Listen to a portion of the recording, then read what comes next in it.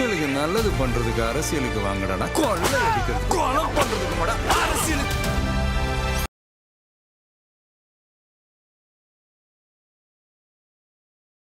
விஜய் விஜய் செய்தாரோ இல்லையோ, அவர் சொன்னார், ஆட்சியில் பங்கு, அதிகார பகிர்வு, நாம் மட்டும் ஆட்சியில் அமர்ந்தால் போதுமா, நம்முடன் வருபவர்களுக்கும் அது தர வேண்டாமா அப்படின்லாம் சொன்னார்.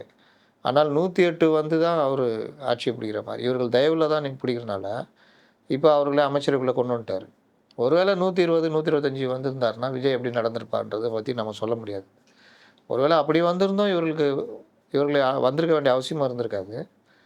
இனி வருங்காலங்களில் விஜய் தனிப்பெரும்பான்மை வந்து இதே கட்சிகளுக்கு அதே மாதிரி அமைச்சரில் பங்கு கொடுத்தாருன்னா அவரை உண்மையிலேயே பாராட்டலாம், சொன்னதை செய்கிறாருன்னு.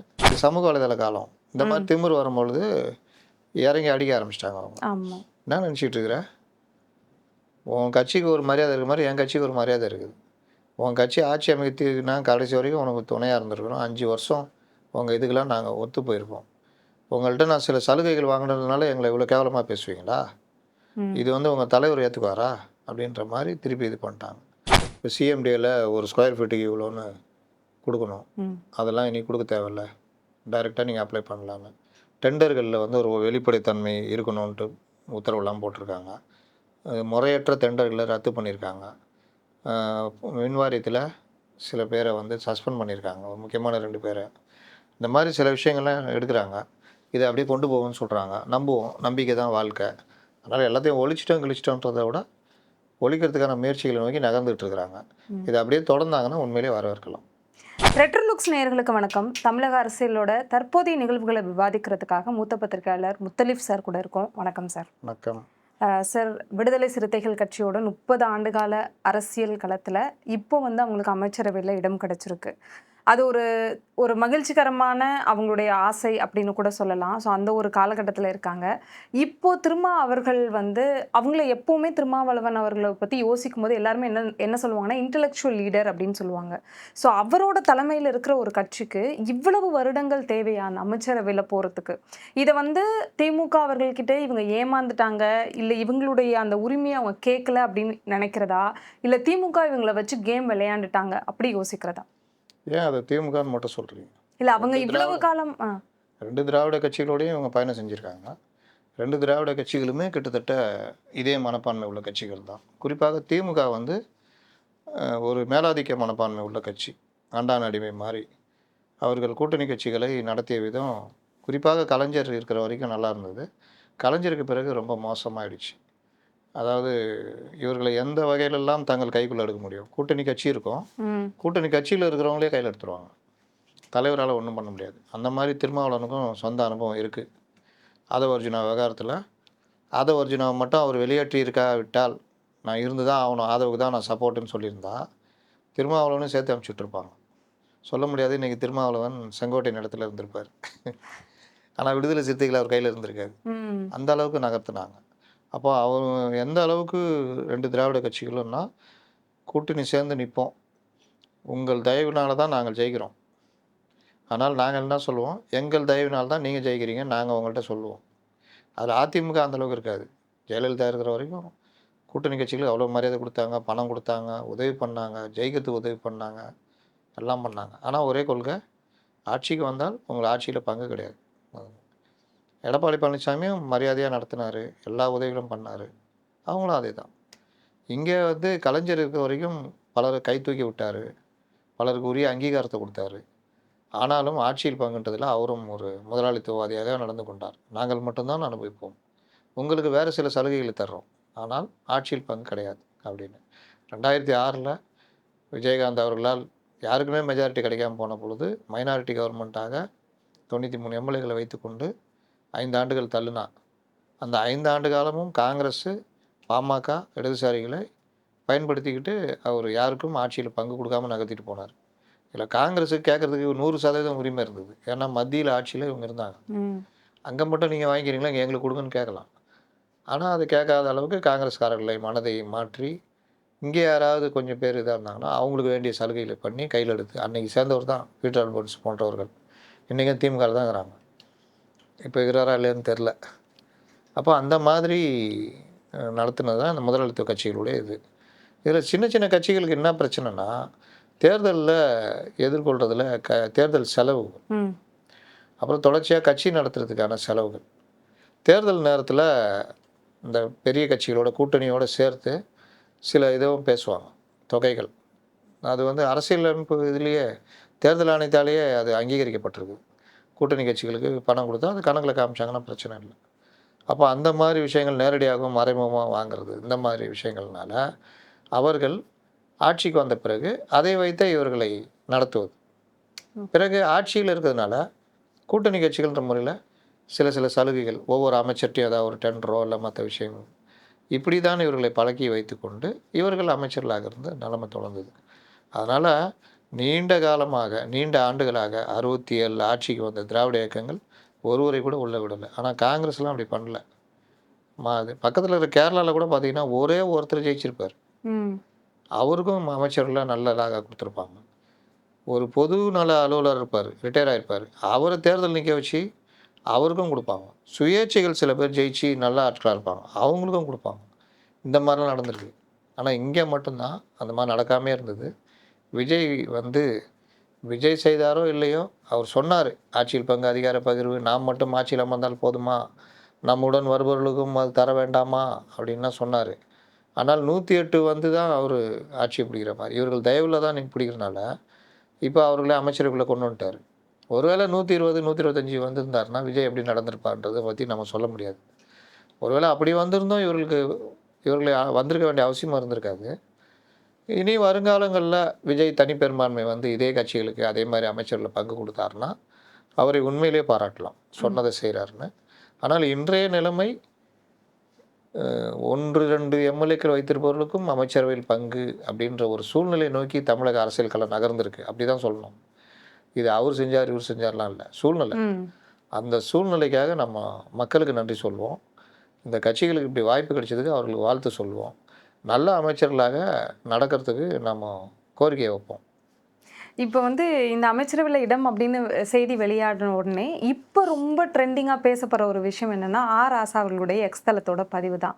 அதில் வந்து அவங்க ரொம்ப அகேன்ஸ்டாக பதிவு இல்லை, எக்ஸ் தளத்தில் புலம்பல். எக்ஸ் தளத்தில் புலம்பல். அதில் வந்து முடத்தெங்கு அப்படின்னு சொல்லி நிறைய விஷயம் அவர் சொல்லியிருந்தாரு. இல்லை சார், அதுக்கப்புறம் வந்துட்டு ஏனியும் அப்புறம் வந்துட்டு இன்னொன்று போட்டிருந்தாரு, விசில் சின்னத்துக்கு போயிட்டீங்க அப்படின்ற மாதிரி நிறைய அவங்கள திட்டில போட்டிருந்தாரு சார், நிறைய போட்டிருந்தாரு. ஆமாம், அதை பார்த்ததுக்கப்புறம் இது வந்து அவங்களுக்கு எவ்வளோ இருக்கும். கூட்டணி கட்சி அப்படின்றது வந்து ஒன்று விட்ட சகோதரர்கள் மாதிரி தான். இத்தனை வருஷம் அப்படி தான் பழகிட்டு இருந்தீங்க.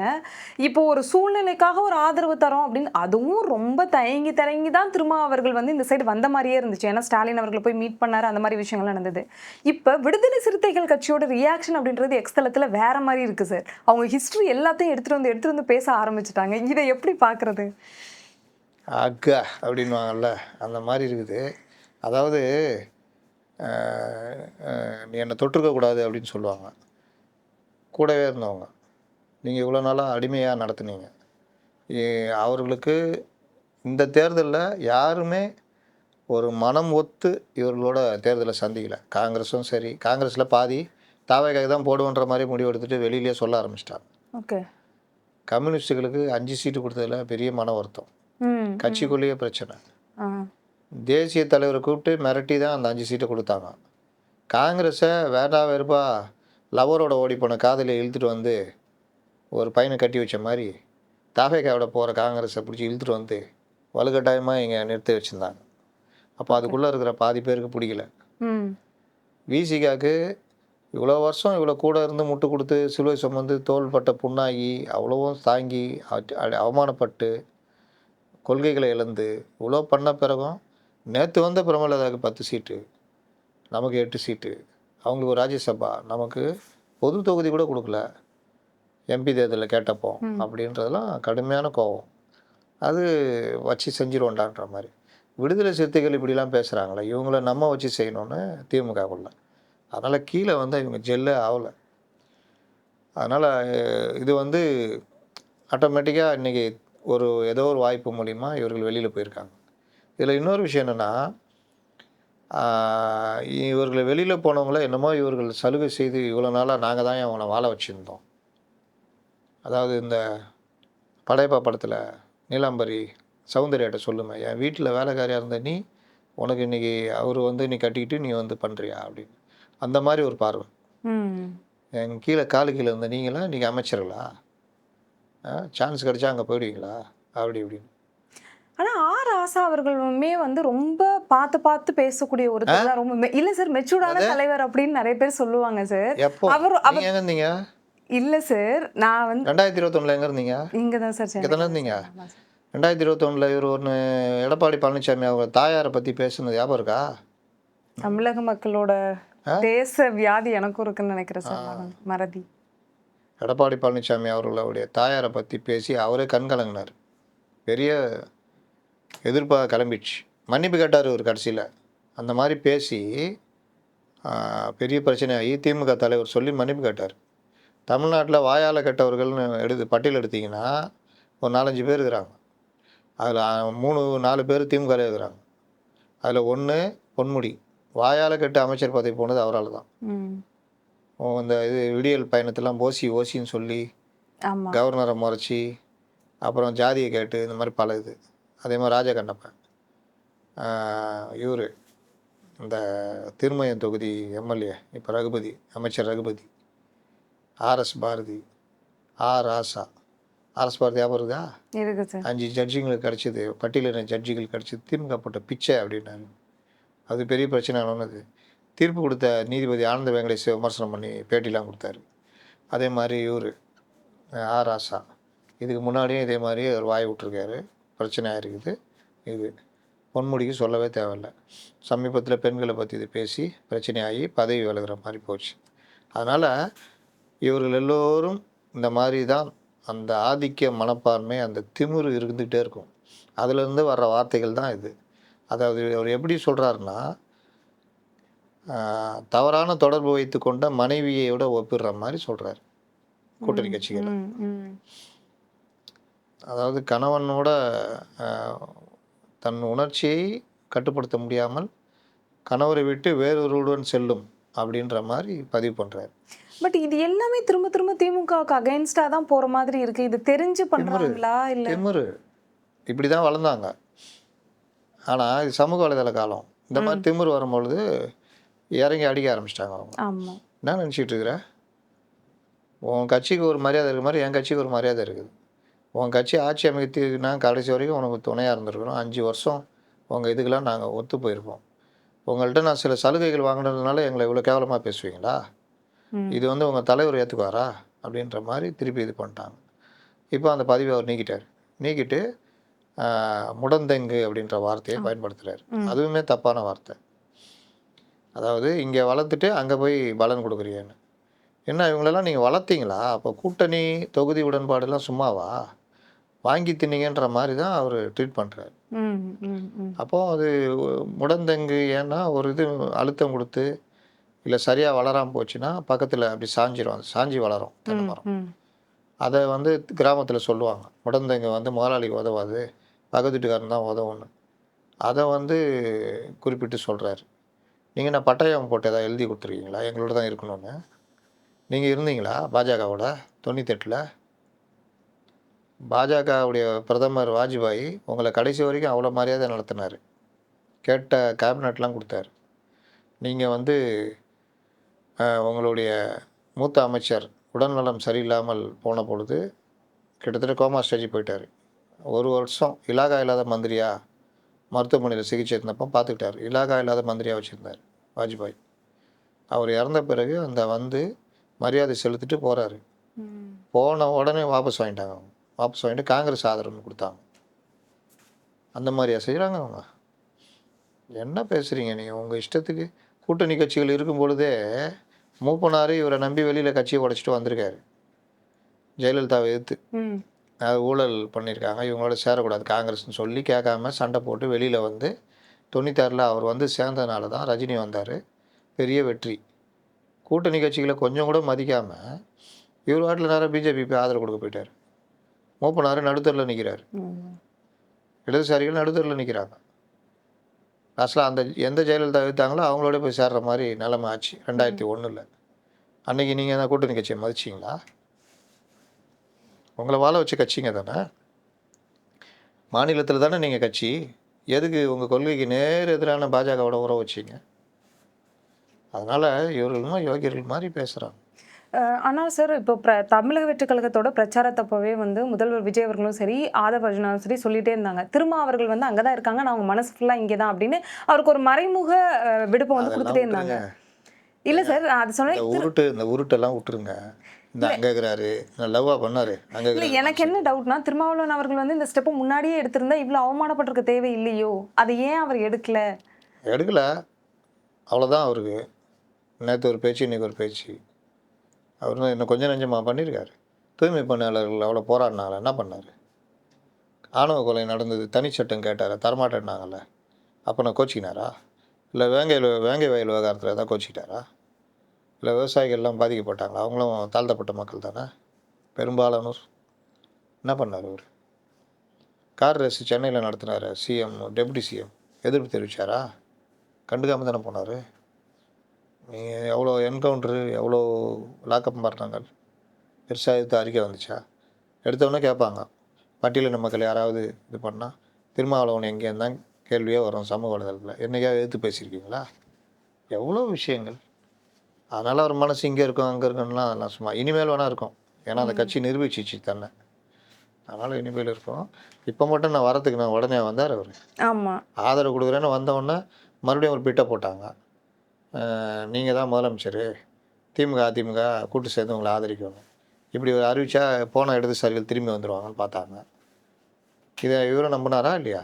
ஆமாம் சார். அப்புறம் அது இல்லைன்னா அனுப்புறதுனா மறுநாள் ஆலையில் தரேன்னு சொல்லி இழுத்து அடிச்சு அப்புறம் மறுபடியும் மத்தியானம் இந்த மாதிரி பண்ணாரா? ஆமாம் சார். இப்போ அடுத்து வந்து எஸ்பி வேலுமணி அவர்களுடைய பத்திரிகையாளர் சந்திப்பை பார்க்கும்போது இவ்வளோ நாள் வந்து பொதுக்குழு கூட்டத்தை கூட்டணும் அப்படின்னு சொல்லி ஒரு பெரிய அர்ஜென்சியை கிரியேட் பண்ணிகிட்டே இருந்தாங்க ஏடிஎம்கேல. பட் இப்போ வந்து அது கம்மியாக இருக்கும் அப்படின்னு தோணுது. ஒருவேளை அமைச்சரவையில் இடம் கிடைக்கும் தாவேக ஆட்சியில் அப்படின்னு அவங்க எதிர்பார்த்து இப்போ நடக்கலை அப்படின்னோன்னே இப்போ வந்து எடப்பாடி பழனிசாமி அவர்கள் தான் எங்கள் பொதுச் செயலாளர் அப்படின்னு அவர் அக்செப்ட் பண்ணிக்கிட்ட மாதிரி இருக்குது. இதை நீங்கள் எப்படி பார்க்குறீங்க சார்? ரெண்டு பேருக்குமே பிரச்சனை.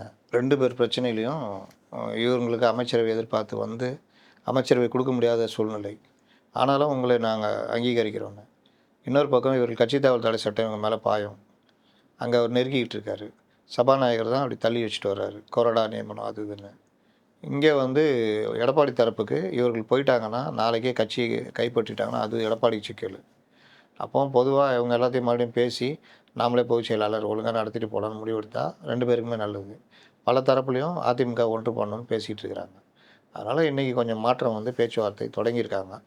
நல்லபடியாக போச்சுன்னா அதிமுக காப்பாற்றப்படும். ஒருவேளை அதிமுக காப்பாற்றப்பட்டால் அனைவரும் சேர்ந்து வெளியிலிருந்து தாவேகாக்கு ஆதரவு, நாளைக்கு உள்ளாட்சி தேர்தலில் கூட்டணி, எம்பி தேர்தலில் கூட்டணின்னு போனாங்கன்னா கட்சி கொஞ்சம் சீராகும். ஏன்னா திமுக ஒன்றும் இல்லாமல் போயிடும். அதோட அதுக்கு புத்திசாலித்தனமாக அந்த வேலையை செஞ்சாங்கன்னா அது ஒரு பெரிய வெற்றி தான். அதிமுக ஓரளவு நிறுத்திக்கலாம். அப்புறமா 2031 அந்த பீரியடில் எதிர்கட்சின்ற மாதிரி கொஞ்சம் கொண்டு போகலாம். இந்த மாதிரி பல விஷயங்கள் இருக்குது. எதை நோக்கி எப்படி நகர்றாங்கன்னு தெரியாது. சார், ஆதவ அர்ஜுனா அவர்களுடைய இன்னைக்கு ப்ரெஸ் மீட்டை பார்க்கும்போது அவங்க என்ன சொல்லியிருந்தாங்கன்னா, பெருவாரியான துறைகளில் எங்கெல்லாம் ஊழல் நடக்குமோ அதை நாங்கள் முழுசாக ஒழிச்சிட்டோம் அப்படின்னு சொல்கிறாங்க. சிஎம்டிஏவாக இருக்கட்டும், போக்குவரத்து துறையாக இருக்கட்டும், நெடுஞ்சாலைத்துறையாக இருக்கட்டும், இந்த டெண்டர் எடுக்கிற பொதுப்பணித்துறையாக இருக்கட்டும், எல்லாத்துலேயுமே. இது வந்து பாசிபிளா சார்? இப்போ அவங்க ஆட்சிக்கு வந்து 1 மாதம் காலம் கூட முடியல, பட் நாங்கள் ஃபுல்லாகவே ஒழிச்சிட்டோம் அப்படின்னு சொல்கிறது அது பாசிபிளா? சில முன்னெடுப்புகளை எடுத்திருக்காங்க, வரவேற்க தகுந்தது. இப்போ சிஎம்டிஏல ஒரு ஸ்கொயர் ஃபீட்டுக்கு இவ்வளோன்னு கொடுக்கணும், அதெல்லாம் இனி கொடுக்க தேவையில்லை, டைரெக்டாக நீங்கள் அப்ளை பண்ணலான்னு. டெண்டர்களில் வந்து ஒரு வெளிப்படைத்தன்மை இருக்கணும்ன்ட்டு உத்தரவுலாம் போட்டிருக்காங்க. முறையற்ற டெண்டர்களை ரத்து பண்ணியிருக்காங்க. மின் வாரியத்தில் சில பேரை வந்து சஸ்பெண்ட் பண்ணியிருக்காங்க, ஒரு முக்கியமான 2 பேரை. இந்த மாதிரி சில விஷயங்கள்லாம் எடுக்கிறாங்க. இதை அப்படியே கொண்டு போகும்னு சொல்கிறாங்க. நம்புவோம், நம்பிக்கை தான் வாழ்க்கை.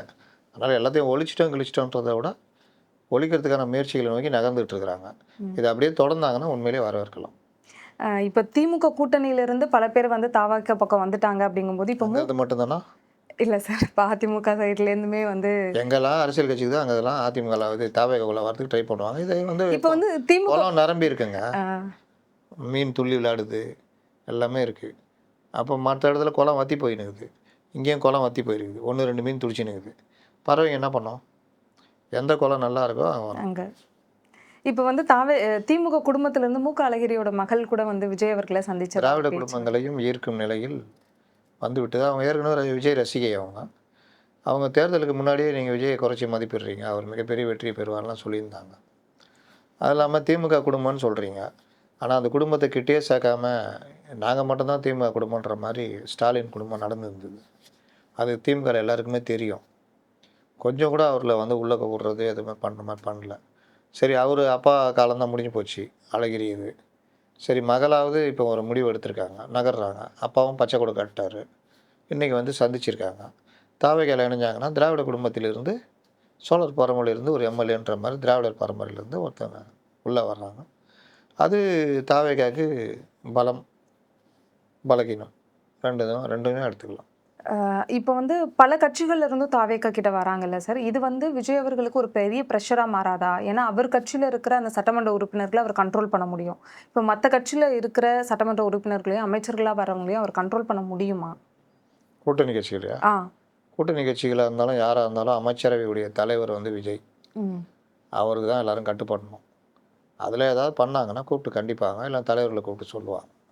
அதேமாரி ஆட்சி கெட்ட பேர் மாதிரி வர மாதிரி இருந்தால் என்ன முடிவோ அதை எடுப்பாங்க. அது எல்லாருக்கும் பொருந்தும். தமிழக அரசியலில் நிறைய நிகழ்வுகள் நடந்துட்டுருக்கு, அது எல்லாத்துக்கும் மிகப்பெரிய விளக்கம் கொடுத்தீங்க. இது மக்களுக்கு வந்து ரொம்ப பயனுள்ளதாக இருக்கும் அப்படின்னு நம்புகிறோம். இன்னொரு நிகழ்ச்சியில் சந்திக்கலாம் சார். நன்றி. மக்களுக்கு நல்லது பண்றதுக்கு அரசியலுக்கு வாங்கடா, கொள்ளை அடிக்கிறது, கொலை பண்றதுக்கு அரசியலுக்கு